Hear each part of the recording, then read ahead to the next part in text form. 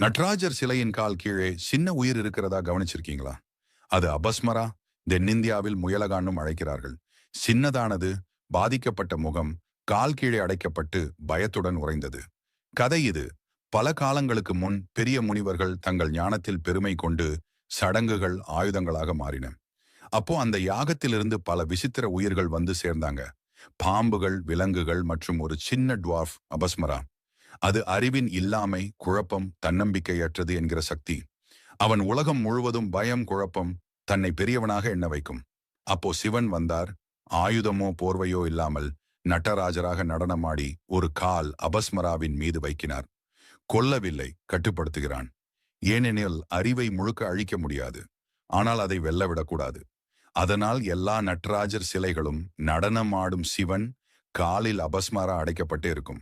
அறிவும் நடனமும் ஒன்றாக இருக்கும். Subscribe and sub